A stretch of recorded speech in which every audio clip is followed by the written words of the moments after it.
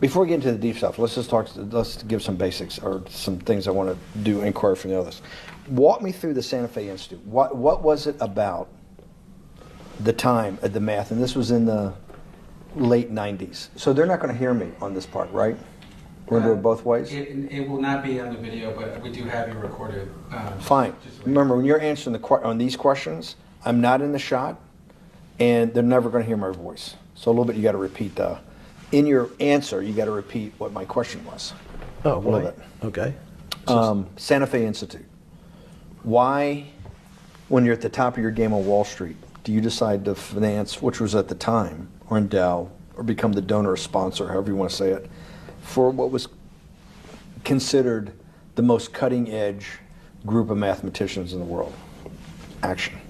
So Santa Fe Institute in the late 80s, early 90s, I was interested, I was on the board of Rockefeller. So that starts, Rockefeller, it's university formed by John D. Rockefeller to sort of give back to the community. It's east side of Manhattan, except it was old. It was sort of old-fashioned. They were talking about medicine, and medicine by itself was, again, subject to the ideas of science. They were trying to use science to find cures for disease. And I said, no, we need to do something different. We need to start interdisciplinary work. How did a schmuck like you get on the board of Rockefeller? What year was that? I don't remember. I think 89 and 91. So that's one of the most prestigious research places in the world, correct? Yes. Okay, how did a guy like you get on the board of a blue blood, internationally known, hard research, Nobel Prize winners all over the place? How do they pick a guy like you, a trader from, or basically some guy from Bear Stearns?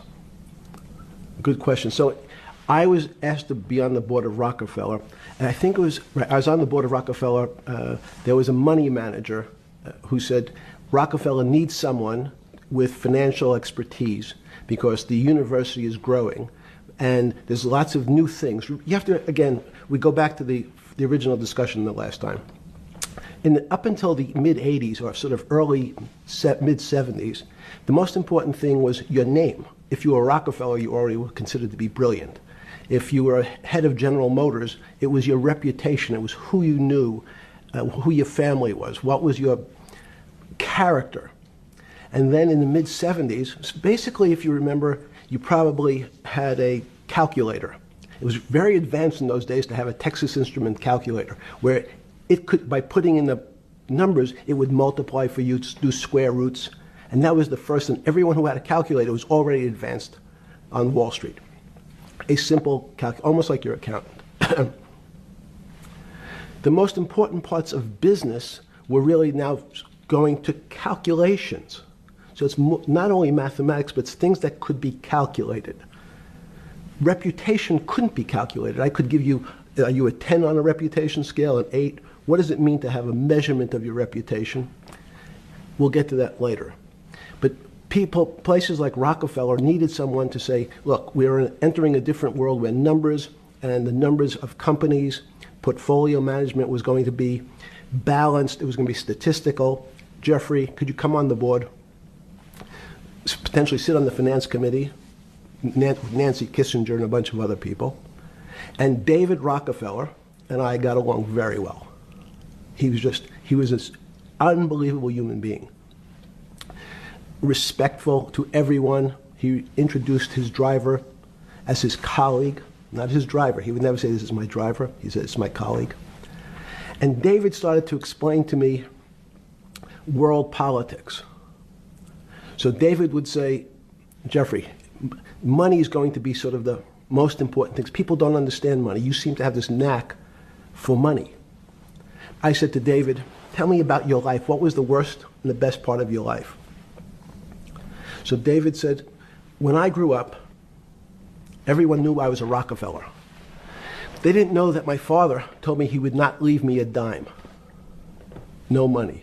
But every time we went out to eat, me and my 5 friends at school, they would leave me the bill. They would expect me to pick up the check because I was a Rockefeller.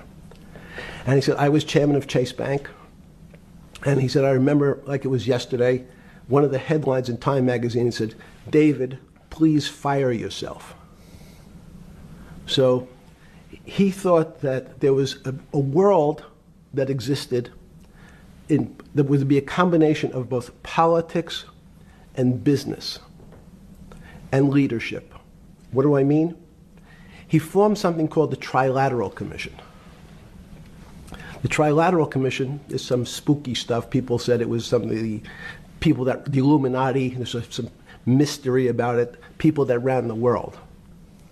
It was politicians, but David said most countries, the politicians get elected for 4 years or 8 years, separate from the royal families in England or in the Middle East.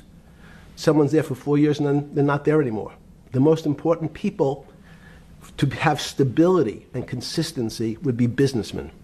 So he formed this Trilateral Commission of businessmen and politicians from 3 major continents. So it was the North Americans, the Europeans, and the Asians. So he said to me, would you like to be on the Trilateral Commission? Now, I was 30 years old, 32 years old. I said, great. And he said, well, you have to fill out this application so they have your bio. And I looked at the list of people, and it was Bill Clinton, former president of the United States, Paul Volcker, every great leader in America, the Asians, the Japanese, and with a very long description of their history. And they asked me to fill in what I would like to have written. And I wrote Jeffrey Epstein, comma, just a good kid, which I thought was funny, nobody else did. So to answer your question, at that time I recognized around the world that monies and currencies were not really well understood. But again, it was only numbers. So numbers, and I'll get to the fact that it was bad thinking. Numbers are very good. Are most people that you meet, even on the Trilateral Commission, when you meet most people, do you find most leaders financially illiterate, economically illiterate? Most political leaders don't come out of a background of finance. Most political leaders come out of a background of being popular. So in some of the countries, in some of the African countries, for example, they might have been a military person. They were a general. In some of the African countries, they might have been a disc jockey. Or in our country, they would have been an actor. The knowledge of money isn't, they don't have expertise, they have no degrees in finance. They really, and this is one of the major problems, their expertise, if they have any financial knowledge, is of their own checking account or bank account and filling in their own taxes. So many world leaders who don't really have a financial underpinning make fundamental errors when it comes to money on a country or institutional level. Let me give you an example. If you, Mr. Bannon, if I said your assets increased last year, you'd say, that sounds pretty good. And I'd say, what does that mean to you? You'd say, well, I have more money. I guess I'm wealthier. I'd say, yes. And if your debt increased, would you feel wealthier or poorer? You'd say, well, I don't want to have increased debt. I don't like the idea of that sound, increased debt. Now, that and world leaders understand when their assets go up, they feel better. However, institutions like banks, things that people don't really understand are financial underpinnings of banks.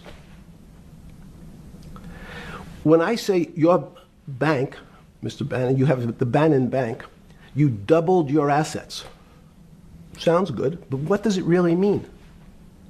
It means people owe you more money. You don't have any more money. What? Yeah. A bank's assets are how much it is owed by other people. That's crazy. So if the bank goes from $2 billion of assets to $10 billion, it means people owe it an additional $8 billion, but their assets have gone up. So the terminology of assets and liabilities is different for banks. It's not natural. And what most people, and you ask questions about world leaders, there's many people, I think your old boss Mercer understood, there's a fundamental part of money which is called fractionalized banking. And fractionalized banking is something that finance people understand, and the people on the street, and when I say people on the street, that's where I was when I started on Wall Street, would find it impossible to believe. Impossible. Why? Bannon Bank, I give you $1, just one single dollar.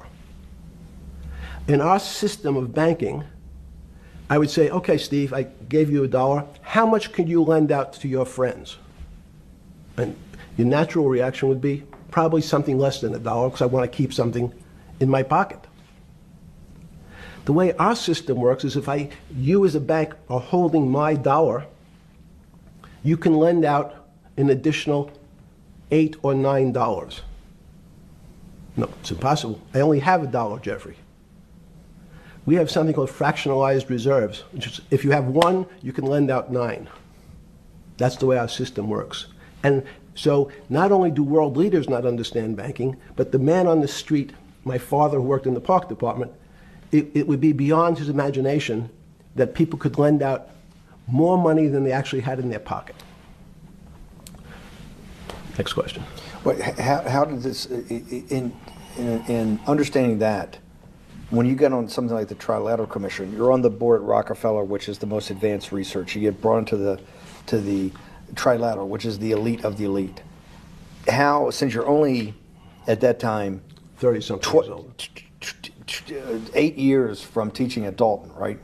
You're Dalton. No, 10 years. 10 years teaching at Dalton. Yes. Walk us through. I mean, put us in the room. Walk me through exactly what it felt like. What it felt like being on the board at Rockefeller. You got these Nobel laureates, and you're sitting there making decisions, and you start to meet these people at Rockefeller. Now you start to meet these people at the Trilateral Commission. What did it feel like? It's a great question. So what did it feel That's like? what I'm in the business of asking. Yeah. What did it feel like meeting some of these people like Kissinger or Rockefeller? And those are two extraordinary people. But in general, I think the question, the people on Wall Street, I tell the story, the first day, one of the first days when I was in Wall Street, someone said to me, would you like to buy ATV?